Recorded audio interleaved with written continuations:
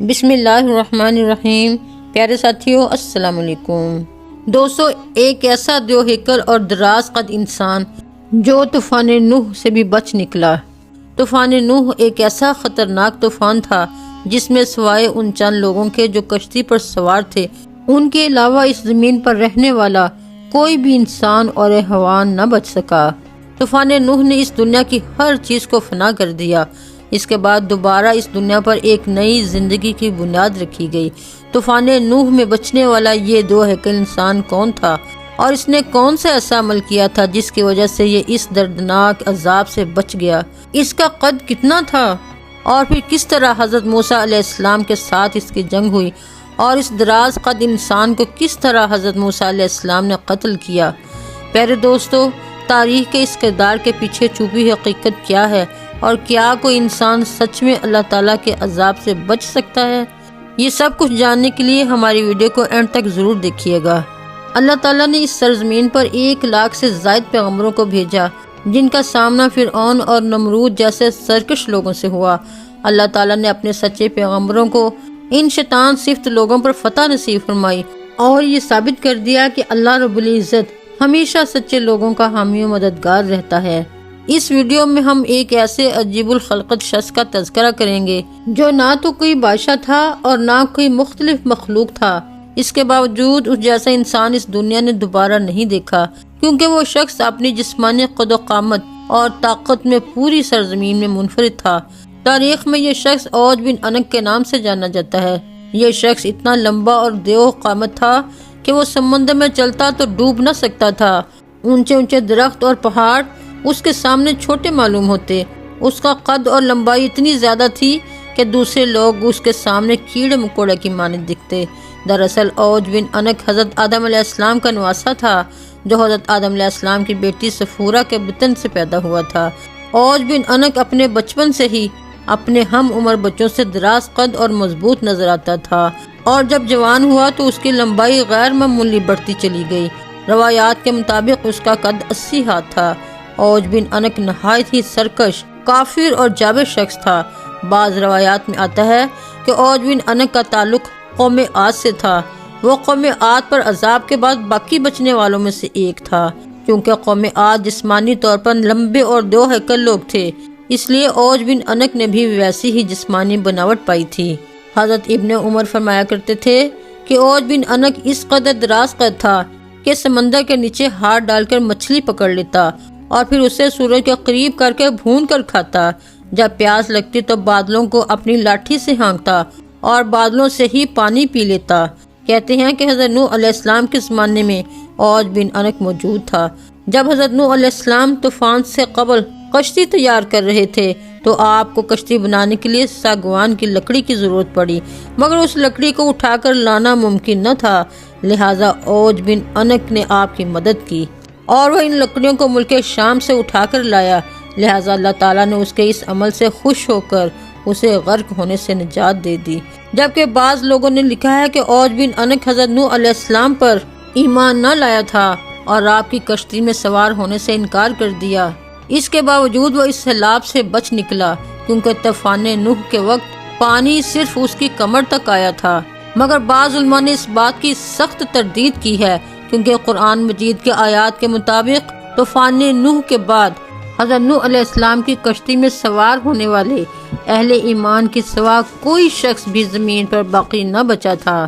اس موضوع پر امام سیونی نے العوج فی خبر اوج کے نام سے ایک رسالہ لکھا ہے، جس میں انہوں نے اوج کی شخصیت کے متعلق بہت کچھ تحریر فرمایا ہے۔ غیر معمولی قد و قامت کے ساتھ اوج بن عنق نے لمبی عمر بھی پائی تھی۔ اس کی عمر 3600 سال تھی۔ وہ حضرت آدم علیہ السلام کے زمانے سے لے کر حضرت موسیٰ علیہ السلام کے دور تک زندہ رہا، اور پھر حضرت موسیٰ علیہ السلام نے اس سرکش شخص کو قتل کیا۔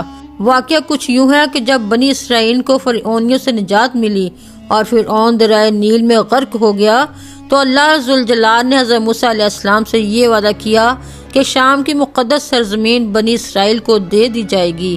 اس وقت وہاں ظالم اور جابر کنانی لوگ آباد تھے، لہٰذا اللہ تعالیٰ نے حکم دیا کہ ان جابر لوگوں سے جنگ کرو اور انہیں وہاں سے نکال باہر کر دو۔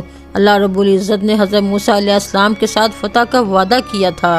حضرت موسیٰ علیہ السلام پر حکم نازل ہوا کہ بنی اسرائیل کے 12 قبیلوں سے 12 افراد کو چن لیا جائے اور انہیں سردار منتخب کیا جائے۔ لہٰذا حضرت موسیٰ علیہ السلام نے 12 سرداروں کو چنا اور ان کو لے کر کنعان پہنچے۔ آپ علیہ السلام نے ان سرداروں کو شام کی طرف بھیجا کہ وہاں جا کر ان ظالم حاکموں کی خبر لیں اور انہیں دعوت حق پہنچائیں کہ مقدس زمین ہمیں عطا کی گئی ہے، سو اب تم لوگ ہماری اطاعت کرو۔ اگر انہوں نے انکار کیا تو جنگ سے خبردار کر کے آ جاؤ۔ جب وہ 12 سردار شام پہنچے تو اس وقت وہاں کا حاکم اوج بن انک تھا۔ جب وہ سردار اوج بن انک سے ملے تو اس کی قد و قامت اور جسمانی بناوٹ کو دیکھ کر حیرت زدہ رہ گئے۔ پھر انہوں نے اسے اللہ تعالیٰ کا پیغام سنایا۔ اوج بن انک غضبناک ہو گیا اور ان سب کو ایک ہاتھ سے پکڑ لیا اور چاہا کہ انہیں مسل کر ہلاک کر دے، مگر جب اس نے ان سرداروں کے چہروں پر خوف دکھا تو انہیں حقیر سمجھ کر چھوڑ دیا۔ جب وہ سردار اپنی قوم میں واپس آئے تو حضرت موسیٰ علیہ السلام سے وہاں کا حال بیان کیا اور یہ بھی بتایا کہ وہاں کے پھل بھی بہت بڑے بڑے ہیں۔ انار کا صرف ایک دانہ ایک آدمی کا پیٹ بھرنے کے لیے کافی ہے۔ اس پر حضرت موسیٰ علیہ السلام نے ان سرداروں سے کہا کہ تم قوم کے پاس ملک شام کی خوبیاں بیان کرنا اور دشمن کی طاقت اور قوت بیان نہ کرنا، لیکن پیغمبر خدا کے اس حکم پر صرف 2 سردار یوشع بن نون اور کالود بن قتادہ ہی قائم رہ سکے۔ باقی تمام سرداروں نے ملک شام میں بسنے والے افراد کی طاقت و قوت کا حال قوم بنی اسرائیل کو سنا دیا، جس پر بنی اسرائیل نے چاہا کہ وہ جہاد میں نہ جائیں۔ حضرت موسیٰ علیہ السلام نے انہیں سمجھایا کہ اے لوگو تم مت گھبراؤ، اللہ ذوالجلال نے میرے ساتھ وعدہ نصرت فرمایا ہے کہ میں تمہیں ان کافروں پر فتح دوں گا۔ دوسری طرف بنی اسرائیل نے حضرت موسیٰ علیہ السلام سے کہا کہ اے موسیٰ وہاں بے شک ایک زبردست قوم ہے، ہم وہاں ہرگز نہیں جائیں گے یہاں تک کہ وہ وہاں سے نکل جائیں۔ یوشع بن نون اور کالود بن قتادہ نے بھی اپنی قوم کو ترغیب دی کہ وہ اللہ پر یقین رکھیں اور حملہ کریں۔ اس پر وہ کہنے لگے کہ اے موسیٰ تو اور تیرا رب دونوں جا کر ان سے لڑو، ہم تو یہیں بیٹھے رہیں گے۔ بس اللہ رب العزت نے بنی اسرائیل کی اس نافرمانی کے سبب 40 سال تک ملک شام کی سرزمین ان پر حرام کر دی اور یہ قوم جنگلوں میں پھرتی رہی۔ روایات کے مطابق اپنی قوم کی نافرمانی کے بعد حضرت موسیٰ علیہ السلام خود ہی اوج بن انک کے خاتمے کے لیے روانہ ہوئے۔ جب اوج بن انک نے انہیں دیکھا تو چاہا کہ چونٹی کی طرح پیروں سے مسل دے اور کہا کہ تو ہی بنی اسرائیل کا وہ سردار ہے جس نے فرعون کو دریائے نیل میں ڈبویا تھا۔ پھر اس نے حضرت موسیٰ علیہ السلام پر حملہ کر دیا۔ حضرت موسیٰ علیہ السلام نے بھی جوابی حملہ کیا اور 10 گز اوپر اچھل کر اس کے ٹخنوں پر عصا مارا۔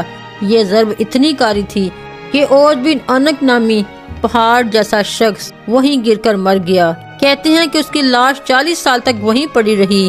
اس عرصہ میں اس کے جسم کا گوشت گل کر صرف ڈھانچہ رہ گیا۔ جب حضرت موسیٰ علیہ السلام اور حضرت ہارون علیہ السلام جہاز سے سرخرو ہو کر واپس لوٹے تو انہوں نے ڈھانچے کو اٹھا کر دریائے نیل پر رکھ دیا اور ایک عرصہ تک یہ ڈھانچہ پل کا کام دیتا رہا۔ مخلوق خدا کتنی ہی سرکش اور قد آور کیوں نہ ہو، جب اللہ ذوالجلال کی پکڑ ہوتی ہے تو اس کی طاقت و قوت ریت کی مانند ڈھیر ہو کر رہ جاتی ہے اور یہ بعد میں آنے والے لوگوں کے لیے نشان عبرت بن جاتی ہے۔ اپنا اور اپنے دوستوں کا خیال رکھیے گا۔ اپنی اگلی ویڈیو میں انشاءاللہ دوبارہ ملیں گے، تب تک کے لیے اللہ حافظ۔